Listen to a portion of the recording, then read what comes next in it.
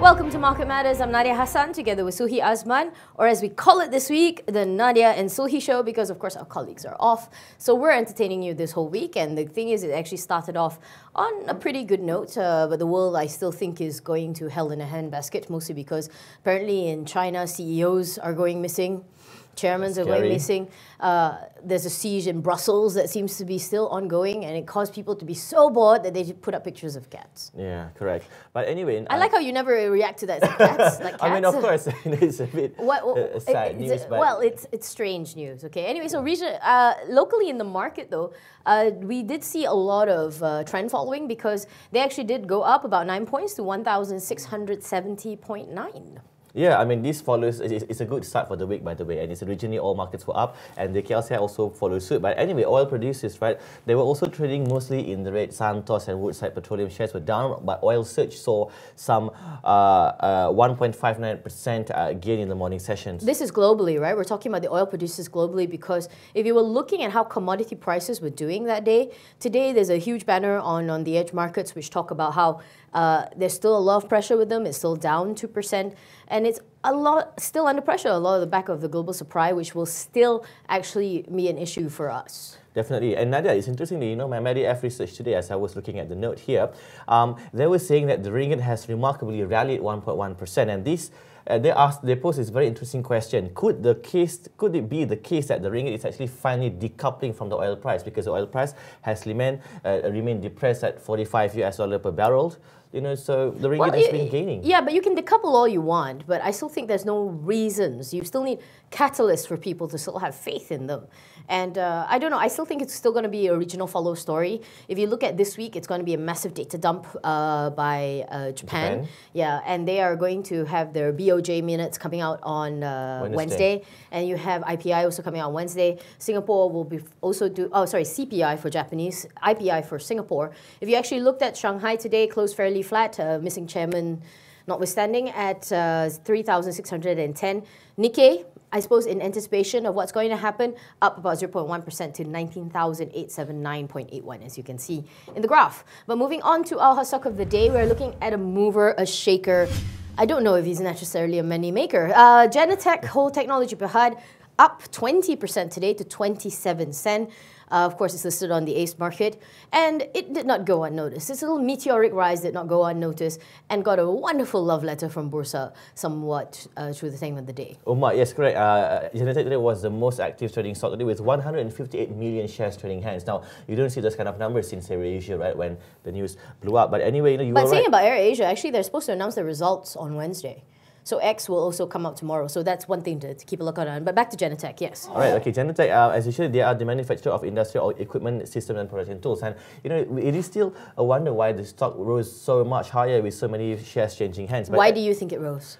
You know, I think they might be having some kind of contracts in their hands, because Genetec is known for having contracts announced.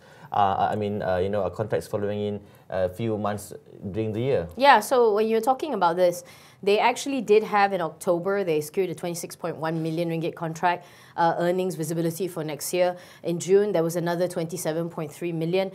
They said they're doing the small but big thing. So they're doing the small orders, and in March they secured new orders worth 40.6 million from a whole bunch of people. Clients, yeah. Saying that, right, what do you think when you see a share price go but there's no push behind it? I think, you know, that, I mean, there could be a few reasons, you know, that you might have some syndicates playing up the stock, or you might have some... Syndicates? What are syndicates? Ferries. I think ferries are less controversial.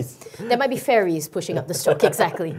So yeah, it's a big push for them, but I think if you look at, they are also a USD story because they do export a lot of stuff. You can see by the earnings, impressive, especially in terms of net profit, up 433%. Yeah.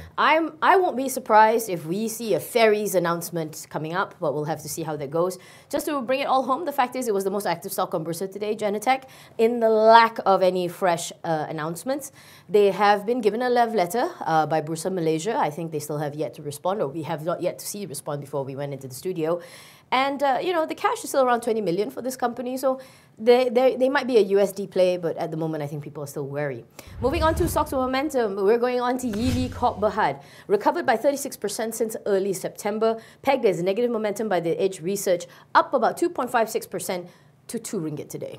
Yeah, I mean, Yee Lee Corp is, as you know, is one of the most resilient stock estimated by our research house, the Edge Research, where they're saying that, you know, these companies, they have manufacturers and sells fast-moving consumer goods. They own palm oil refinery, despite the fact that the oil price is, the CPO price remains low. But the thing is, they also have a tea plantation, basically. Yeah, I know. That's one good thing for them. I mean, I was looking at their prospects for the year. They do talk about their palm oil mills, how they want to sort of shore that up. But for them, right, I think the thing that people think about when they see them is the fact that they distribute Red Bull. Red Bull. Yes, I really hate Red Bull. And it's nothing against the product or nothing against the company. I just don't like the taste of Red Bull. To me, it tastes terrible. I mean, what about you? I mean, that Red Bull keeps me going when in times when I'm real tired. Anyway. I think it's a bit like Marmite. Some people do love it or some people don't. But anyway, as for the company itself, probably the reason for negative momentum is because we were talking about that recovery that they saw early in the year, but we don't see any new catalysts. Saying that, there's nothing much ever since their 3Q earnings, which you announced last week. And you did see some, fairly decent numbers. You did see a top-line growth of about 14%. Net profit was up probably about 42%. So clearly they're doing something right. Clearly they're either, and I was looking at the notes to announcements, they do see increase in sales across their division. And we do realize that, food tends to be more resilient. Yeah, correct. But then again, Nadia, there's also still concerns linked on the plantation side where the tea and oil palm plantations are in the red. They say that the tea plantation is unable to turn around as the current sales volume is insufficient to support the plantation cost. At the same time, the oil palm plantation profitability was hit just like other plantation players by the lower CPO prices. It should be an interesting couple of weeks for the food guys, mostly because I think you have a new listing come up, which is a food SPAC. Yeah, a lot of interest will go in. But just anyway, to bring it all home, negative momentum by the Edge Research has really been pegged. These guys are known for their distribution of Red Bull, but we see no new catalysts aside from the fact that their earnings were fairly decent. But palm oil, like everything, their division there still remains their concern.